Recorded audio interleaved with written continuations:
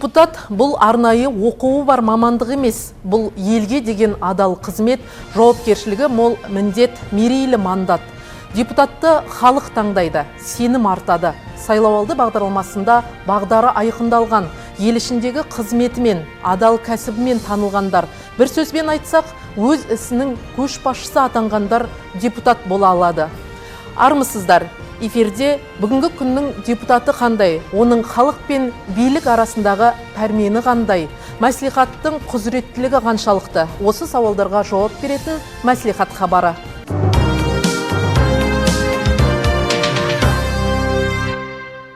Бүгінде қалаға қарасты ауылдық округтердің бюджетіне өзгерістер енгізу жоспарлануда. Осыған байланысты 8 ауылдық округ, 2 кенттің дербес бюджеттерінен үнемделген қаржы 13 миллион теңгеден астам қаражатты құрап отыр. Бұл қаржы ауылдардың қосымша шығындарына бағытталуда. Ал шаһарға қарасты Қалғандария елді мекенінің тұрғындары Сырдарияның сол жағалауынан қоныс аударатын болады. Қалалық мәслихаттың кезектен тыс 32-ші сессиясында депутаттар осы мәселелерді қарады. Қаржылық саясат ысырапты көтермейді. Қаржы тайғазанындағы кез келген теңге тиынның сұрауы бар. Сол сияқты ауылдық округтер мен кенттердің дербес бюджетінен үнемделген қаржы да барынша оң игерілуі тиіс. 13 миллионнан астам теңге қалаға қарасты елді мекендердегі бірінші кезекте қажетті мәселелерге бағытталып отыр. Үнемнен қалған қаражат бір округтың көше жарғын күтіп ұстауға, енді бірінің жылу жүйесін жөндеуге, келесісінің балабақша шығындарына дегендей қажетіне жоспарланды. Бұл шешім жобасын халық қалаулылары бір ауыздан мақұлдады. Тасбөгет бойынша үнемдегені 2 миллион 274, ол қаржыны 170 мың теңгесі мына ауылдық жерлерде балдарды тасымалдау бар. Сол жерде Тасбөгетте бір автобус, бір газель бар. Сол автобусты жөндеуге 170 мың теңге. Көшелерді жарықтандыру бойынша Есенов көшесінде жаңадан түнгі жарық орнатылған, соны ұстап тұруға 372, және мына мекемедегі СДО жүйесінің жылдамдығын арттыруға байланысты сервер 1 миллион 732 мың теңге. Белкөл кенті бойынша үнемделген қаржы 463 мың теңге. Ол енді мына ағымдағы жөндеу жұмыстарына, ғимаратқа пластик қабырға және есік орнатуға, бухгалтериясын бөліп жаңа отырғызуға 230 мың теңге, және мемлекеттік органның күрделі шығыстарына, құрал жабдықтар сатып алуға 233 мың теңге. Сессияда Ақжарма ауылдық округі, Қалғандария елді мекенін тарату және Ақжарма ауылдық округінің Құбас елді мекенін Талдарал елді мекенінің құрамына енгізу мәселесі қаралды. Бүгінде 33 отбасы тұрақтаған Қалғандария елді мекені Ақжарма ауылдық округіне қарайды. Қаланың сол жағалауын дамыту жобасына сай елді мекендердің құрамын өзгерту осыған дейін де айтылып, тұрғындарға түсіндіру жұмыстары жүргізілген. Енді Қалғандария елді мекенінің тұрғындарына Талдарал ауылынан тиісті жер телімі беріліп, оларды жаңа қонысқа орналастыруға жергілікті биліктен қолдау көрсетілетін болады. Құбас елді мекені Талдарал елді мекенінен 1,5 километр қашықта болғаннан кейін барып, оны Талдарал елді мекеніне қосып бір елді мекен қылып қосып отырмыз. Ал енді Қалғандарияға келетін болсақ, Қалғандария солтүстік жағалау, ол Қызылорда қаласының шекарасына еніп кеткендіктен, оны елді мекен есебінен тарату жөнінде шешім қабылданды. Қалғандарияда 33 отбасы бар, үй бар, 30 отбасы бар. Ол 30 отбасына Талдарал елді мекенінен жер берілді. Сосын кімнің құжаттары бұрындан несу жөнінде, заңдастырылған жөнінде, ол жөнінде қосымша қайтадан хабарланатын болады. Ақжарма ауылдық округіне қарасты елді мекендердегі бірқатар өзгерістер ауылдың, халықтың әл-ауқатын жақсартуға бағытталары айқын.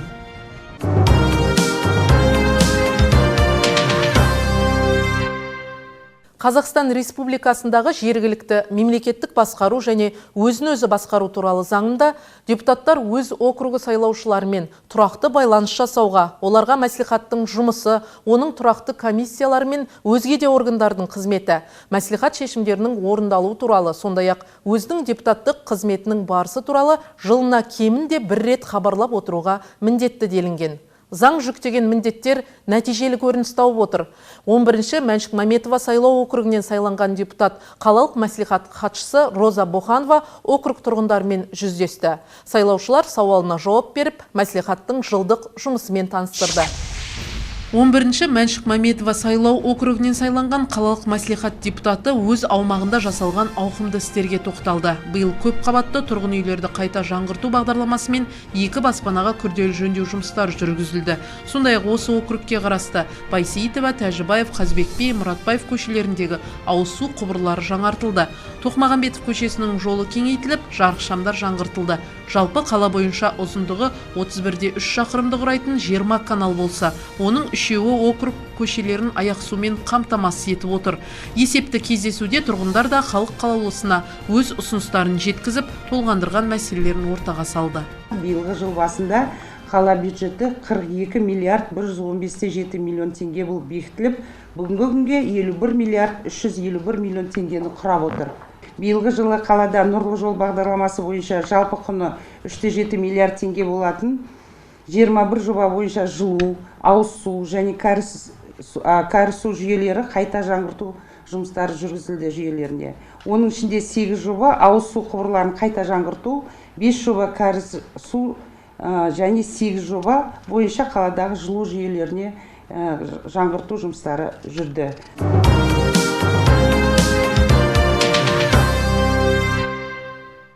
Депутаттық қызмет атақ абырой, мансап, мандат емес. Ол елдің сенімі, елдің жауапкершілігі алдындағы үлкен міндет. Жүк ауырын нар көтерет демекші. Депутаттар да үлкен жүкті арқалап, ел сенімін ақтау жолында қажырлы қызмет етуде. Біздің келесі сюжетіміз облыстық мәслихат депутаты, 3-ші, 4-ші, 5-ші, 6-ші шақырылым облыстық мәслихат депутаты Ибаддулла Тілеп жайлы болмақ. Мен айтар едім, депутаттық ол бір лауазым емес, ол халыққа қызметші. Қайбір жерде болмасын, депутат атқарылып атқан іске, бөлінген қаражатқа мемлекеттің саясатын жүзеге асыруға атсалысып отырады. Өзі депутаттың белсендісі болады, белсенді емес те болады деп есептеймін, өйткені әр адамның мінез құлқына байланысты, басқа жағдайына байланысты белсенділік болады. Біздің Ибаддулла Тілепұлы болатын болса, біздің облыстық мәслихат депутаттар арасында белсенді депутат деп есептеймін. Өйткені Қазалы ауданына бөлініп жатқан қаржы, басқа да салынатын ғимарат, атқарылатын іске белсенділік танытып отырады. Енді Ибаддулла Тілепұлын мен осы ауданда біраз уақыттан бері білемін, өйткені осы елдегі белсенді азаматтардың бірі. Халыққа, оның ішінде ауданның атқарылып жатқан ісіне болсын деп жүреді. Енді қазір 4 шақырылым облыстық мәслихаттың депутаты болды. Соның ішінде біз бірге араласып, осы ел халыққа қызмет атқарып келе жатырмыз. Сол 4 шақырылым ішінде 5 рет Нұр Отан партиясы сайлауалды штабын екеулеп бірлесіп атқардық. Облыстық мәслихаттың 3-ші, 4-ші, 5-ші және 6-ші шақырылым депутаты Ибаддулла Тілепті қазалылықтар болсын, жалпы облыс халқы болсын, игі істердің басынан көреді. Өйткені депутат халқым қазынам, қазаным, туғаным, туырлығым дейтін киелі жердің перзенті. Бала депутаттан аға депутатқа айналған халық қалаулысы өкілді органның жауапкершілігін жүрегімен сезініп, ел алдындағы абыройлы міндетін мінсіз атқарып келеді. Бұл сайлаушылар пікірі. Ауданымызда 17 мектеп жаңадан ашылды, мысалы айта кететін болсақ. Сонымен қатар мына Қазалы қаласында жақында үлкен 150 жылдық тойы аталып өтілді. Сол 150 жылдық той алдында Қазалы қаласының көшелері асфальттанып, ол да осы кісінің араласуымен болған жағдай. Сондықтан да халық, біздің бүлдіршіндеріміз, біз Ибаддулла Тілеп ағамызға үлкен рахметімізді айтамыз. Жұмысымызды одан әрі жоғары деңгейде көрсетуге біз дайынбыз. Ақерке бөбекжай балабақшасы 2009 жылы пайдалануға берілген. 90 орындық тәлім мекені аудан орталығында орналасқан. Балабақшада мектеп жасына дейінгі балаларды оқыту жаңа технологиялар бойынша іске асырылуда. Дегенмен 2011 жылдан бастап ғимараттың қабырғасы сөгіліп, балабақша бабы кете бастады. Сол кезде осы ауданнан сайланған облыстық мәслихат депутаты Ибаддулла Тілеп ағамыздың бастамасымен, қолдауымен балабақшамызға жөндеу жұмыстары жүргізілді. Енді балабақшамыз өз жұмысын әрі қарай жақсы жұмыстар атқарып келе жатыр енді ауданымызда. Сонымен қатар облыстық мәслихат депутатына сұраған үнемі сұраныстарымыз жоғарғы жаққа жетіп, бізге көптеген көмектері жасап келе жатыр. Қазалы аграрлы техникалық колледжі ауыл шаруашылығына, өндіріске кәсіби мамандар даярлайтын білім ордасы. Тарихы терең колледжден осы уақытқа дейін қаншама өз ісінің мамандары әзірленіп шықты. Елге белгілі тұлғалардың дені осы оқу орнын тәмамдап, бүгінде абыройлы қызметте қажырлы еңбек етіп жүр. Ибайдулла Тілеп депутат ретінде, кәсіпкер ретінде және ең бастысы осы елдің азаматы ретінде колледж дамуына айтарлықтай үлес қосып келеді. Білім мекемесінің ісін оңға бастырып, білікті кадр даярлау ісіне қажетті қаржылай қолдау білдіруде де халық қалаулысы белсенділік танытады. Колледж расында ауылға, өндіріске, шаруашылыққа қажетті мамандар даярлайтын бірден бір оқу ордасы. Бүгінде ғимараты жаңа кейіпке еніп, шеберханалары жаңа құрылғылармен толыққан колледж кәсіби мамандарды барынша сапалы дайындау міндетін алға қойған. Мұнда 497 студент білім алуда. Көптеген бағдарламалар осы кісінің арқылы іске асырылып отыр. Енді атап айтатын болсақ, ауданда біршама жұмыстар жүргізілді. Әсіресе Қазалы қаласында асфальт жолдарды асфальттап, қиыршықтар төсеп, шеткі көшелерді жарықтандыру, осы таза су бағдарламасы аясында осы бүкіл халықты таза сумен қамтамасыз етілген. Әсіресе Қазалы қаласында орталық стадион күрделі ремонттан жүргізіліп, осыған біраз атсалысқан. 1985 жылдан бері жөндеу көрмеген Қазалы агротехникалық колледжге Ибайдулла Тілеп ұлының қолдауымен ұсынысы бойынша облысы бюджеттен 137 миллион 677 мың теңге қаржы бөлініп, толық күрделі жөндеу жұмыстары жүргізілді. Депутаттық қызметтің қыр-сырына қанық, тәжірибесі мол ел азаматы үнемі ізденісте жүреді. Әріптестермен де байланысты нығайтып, өзі сайланған округінің ғана емес, аймаққа қатысты ортақ проблемалардың түйінін тарқатуға дайын тұрады. Ол сондай дара қасиетімен, ел кезектігімен, адами құндылығының жоғары болуымен ерекшеленеді. Мен қай уақытта болмасын өзімнің мақтанатынымды, қуанатыным, облыстың өкілетті органының 4 шақырылымында да болған өзіммен қатар депутат болған азаматтардың, азаматшылардың сондай мықты екендерін білемін. Олардың білімдерінің өте жоғары, өздерінің іс тәжірибесінің кең, сосын кеуілдері де кең азаматтар. Қазірде де міне 29 депутат отыр. Соның ішінде 2 әйеліміз бар, Райхан Құсайынова, бюджет комиссияның төрайымы,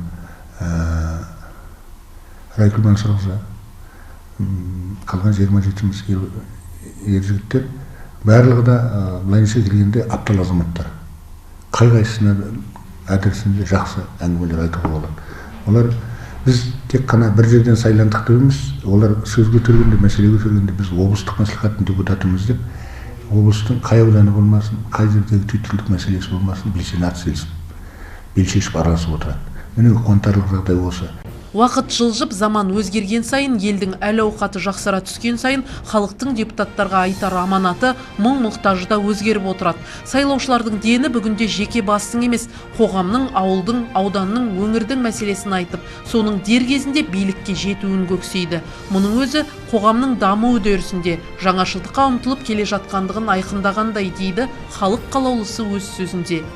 Бұрын мен 2003 жылы депутат болып сайланғанда бір таңғаларлығы тек қана Қазалы ауданының өзінде 6 елді мекенде электр жарығы жоқ тұғын. Сол жерге электр жарығы жаңа уақытта балалары соны қызық тамаша қалды, өмірінде көрмеген. Сол кездерде елді аралаған уақытта осындай проблемалық мәселе айтатын. Біздің таза ауыз суымыз жоқ, балаларымыз ауырып жатыр, мектебіміз дұрыс емес, балабақшамыз жоқ, теледидар көре алмай отырмыз, бұқаралық ақпарат құралдары уақытылы жеткізілмейді деген. Бертін келе бізде неге онлайн жоқ, бізде неге интернет жоқ дейтін. Қазіргі осы уақыттың заманның ағымына сәйкес жастардың сұранысы көбейді.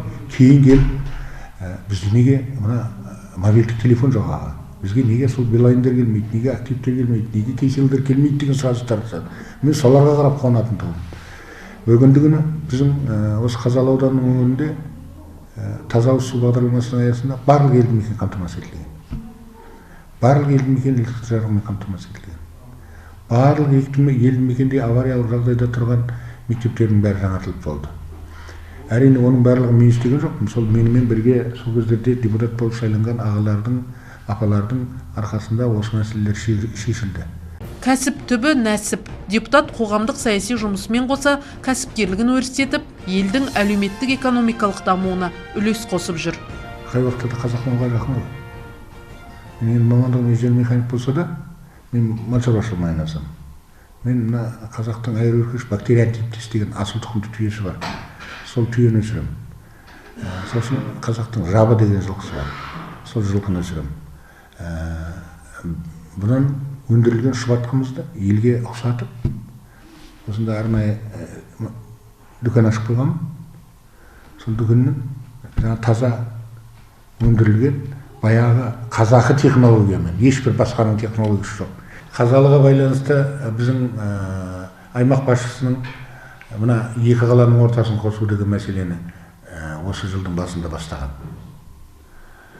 Соның аясында біршама инфраструктуралық аудандар ашылып жатыр, шағын аудандар. Сол жерлерге электр желісі, жолы, суы, газы тартылып жатқан жағдай бар. Менің сұрап отырған қаржым енді аудан көлемінде 4 миллиардтан жоғары. Біздің енді қазіргі таңда мына екі қаланың ортасын қосу бойынша мына жерде Ағарық деген каналымыз бар. Ағарық каналы осы кенттің ортасын кесіп өтеді. Темір бетондап астын сыртқа су шықпайтын қылып жасасақ деген 344 миллионның проектісі дайындалып, жоба сметалық құжаты ұсынып қойған, соны ұсынып отырмын. Дәулет Арық деген каналы бар. Ол анау қазіргі баратын Қазалы қаласына ортасынан өтеді. Міне осының да тазалау, жөндеу, гидросообщениенің жұмысы, жөндеу жұмыстары бар. Ол Қазалы қаласына су көріп тұрған канал. Оның да біршама қаржысы қажет етеді. Енді екі қаланың ортасын қосу оған 30 миллиардтың көлемінде, 30 миллиардтан астам қаржы керек. Оны белгілі бір мөлшерде бөлініп, жұмыстар атқарылып жатыр. 210 гектар жер, 80 гектар жер, 80 гектар тағы қосымша. Ибайдулла Тілебұлы құрғақ уәденің емес, батыл істің адамы. Білімі мен өмірлік тәжірибесін еңбек, кәсіп жолына қару етіп жүрген халық қалаулысы үшін дүниедегі ең биік нәрсе ол абырой.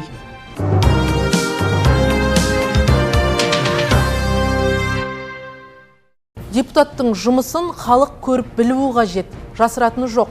Көпшіліктің арасында тіптен кімді депутат етіп сайлағанынан, өз сайлау округіне қатысты халық қалаулысының атқарып жүрген жұмысын былай қойғанда, аты жөнін, түр тұрпатын да білмейтіндер баршылық. Бұқара халық қалаулысын қайдан таниды?